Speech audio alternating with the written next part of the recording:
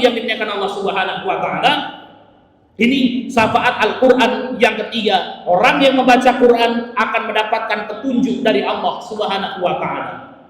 Yang keempat, Bapak Ibu yang dimuliakan Allah, akan mendapatkan penjagaan di alam kubur. Masya Allah, ya. Ini saya bacakan sebuah hadis yang sahih.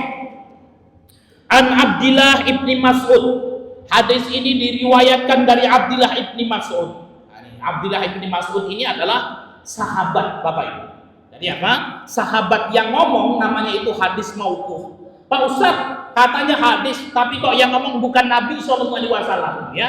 Nah, ini namanya hadis mauquf. Hadis itu ada 3, Pak, ya. Kalau disandarkan kepada siapa yang ngomong? Yang pertama marfu. Ya, marfu itu adalah apa? Yang disandarkan kepada Nabi. Qala Rasulullah SAW. Ini hadis marfu.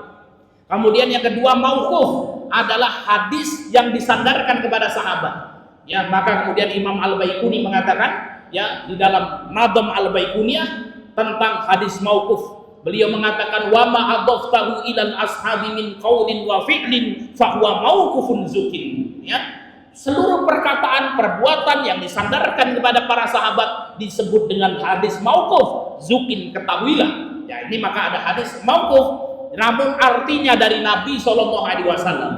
Ibnu Mas'ud berkata, man barang siapa qara'a membaca tabarakalladzi biyadihil mulku, barang siapa membaca surat tabarakalladzi biyadihil mulku, itu surat tabarak. Kulla lailatin, setiap malam dia baca surat tabarak itu. Apa? Mana'allahu azza wa jalla biha min adzabil qabri, maka kelak kalau orang tersebut meninggal dunia, Pak, dia akan selamat dari azab kubur, Pak. Ini keutamaan Al-Quran, yaitu surat Tabarak, surat Al-Mulk. Kalau dibaca setiap malam, Pak, maka Pak, orang tersebut nanti dia selamat dari azab kubur, Bapak. Pak Ustaz, jadi bacanya bagaimana? Kalau kita mampu dari awal sampai akhir, baca dari awal sampai akhir. Kalau kita setengah-setengah bagaimana, Pak Ustaz? Kan ya. Kalau kita mampu setengah, dibaca setengah-setengah, Pak, setiap malam. Pak Ustaz, karena saking sibuknya capek, bagaimana kalau cuma mampu seayat saja, Pak? Kan ya. Maka bacalah satu ayat, maka kemudian apa? Dia baca satu ayat setiap malam surat Tabarak, maka kemudian apa? Dia mendapatkan keutamaan hadis ini. Orang tersebut meninggal dunia, maka dia diselamatkan dari azab kubur. Luar biasa, Bapak Ibu yang dimuliakan Allah Subhanahu wa taala. Ini yang keempat. Kemudian syafaat Al-Qur'an yang kelima, akan mendapatkan syafaat di padang mahsyar. Ya. Saya bacakan hadisnya sahih, diriwayatkan oleh Imam Muslim. An Abi Umamah Al-Bahili radhiyallahu anhu. Ini hadis diriwayatkan dari Abi Umamah Al-Bahili radhiyallahu anhu qala sami'tu Rasulullah sallallahu alaihi wasallam yaqulu, aku mendengar Rasul sallallahu alaihi wasallam bersabda, Iqra'ul Qur'ana, bacalah Al-Qur'an, fa innahu ya'ti yaumal qiyamah syafi'an li ashabihi, karena Al-Qur'an pada hari kiamat akan datang yang memberikan syafaat kepada para pembacanya. Iqra'uz Zahrawaini, bacalah surat Az-Zahrawain. Ya, Az-Zahrawain Bapak Ibu adalah Al-Baqarah wa surat Ali Imran. Surat Zahrawain adalah surat Al-Baqarah dan surat Ali Imran. Fa innahuma ta'tiyani yaumal qiyamah, karena surah Al-Baqarah dan surah Ali Imran akan datang pada hari kiamat ka'annahuma ghamamatan, ya seperti dua awan mendung, Pak. Au ka'annahuma ghayayatani, au ka'annahuma firqani min tayrin sawafin tuhajjani an ashabihima, ya, atau keduanya akan datang pada hari kiamat seperti dua sayap burung yang menaungi. Hadis yang diriwayatkan oleh Muslim. Bapak Ibu yang dimuliakan Allah Subhanahu wa taala, para ulama mengatakan syafaat surat Al-Baqarah ini nanti akan terjadi di padang mahsyar. Ketika terjadi kiamat kubra, hancur seluruh dunia ini, kemudian manusia dibangkitkan ketika itu, ruhan wa jasadan, Pak.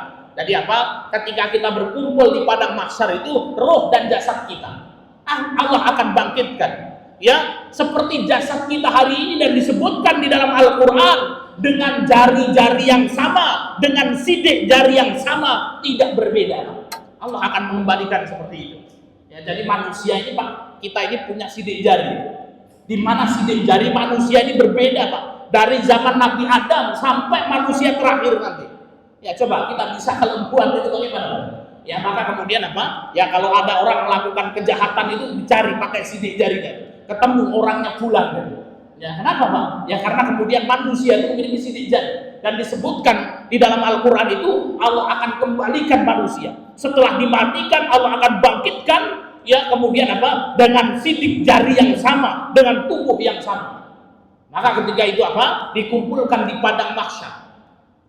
Tanpa berkhitan, tanpa beralas kaki, matahari didekatkan qadromil, sampai disebutkan dalam riwayat ada orang yang kemudian apa? Yang sampai keringatnya setinggi mata kakinya.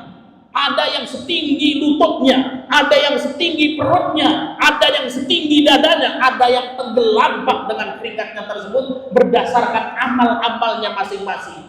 Panas kondisinya, susah ketika itu, akan merasakan haus yang amat sangat, akan merasakan lapar yang amat sangat. Namun orang-orang yang ketika hidup di dunia, dia bersahabat dengan surat Al-Baqarah dan surat Ali Imran, maka kemudian surat Al-Baqarah dan Ali Imran ketika itu akan datang, memberikan naungan kepadanya Pak. Yang lain kepanasan, dia merasakan kesejukan. Maka kita lanjutkan sebentar, jangan tinggalkan surat Al-Baqarah dan Ali Imran. Pak Ustaz, kalau Ali Imran ini jarang baca-baca Pak Ustaz. Kalau Al-Baqarah sebagiannya saja bagaimana Pak Ustaz? Sebagiannya baca.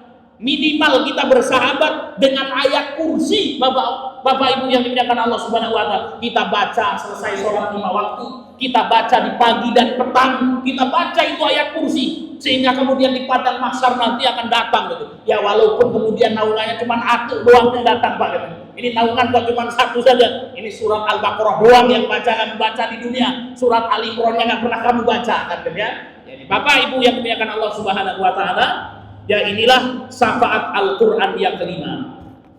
Bapak Ibu yang dimuliakan Allah Subhanahu wa taala, kesimpulan dari kajian kita pada kesempatan malam hari ini, ya kita berbicara tentang syafaat Quran, yaitu pertolongan Quran. Apa itu syafaat Quran? Yaitu pertolongan Al-Quran yang akan diberikan kepada ahlul Quran. Siapa ahlul Quran? Orang yang belajar Quran, orang yang mengajarkan Quran, orang tua yang menyuruh anaknya untuk belajar Al-Quran, orang yang membantu baik dengan pemikiran, harta dan bendanya untuk lembaga-lembaga pendidikan Al-Quranul Karim.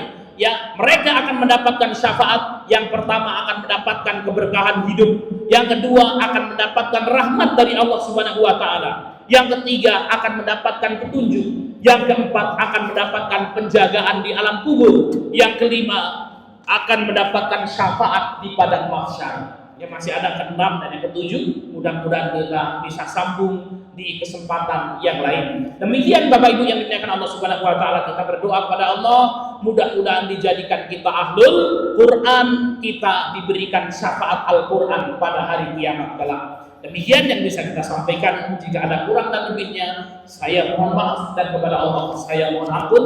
Mari kita tutup majelis kita dengan membaca hamdalah dan doa kafaratul majlis. Alhamdulillahi rabbil alamin, subhanakallahumma wa bihamdika asyhadu an la ilaha illa anta astaghfiruka wa atubu ilaik. Wal akhir, wassalamu alaikum warahmatullahi wabarakatuh.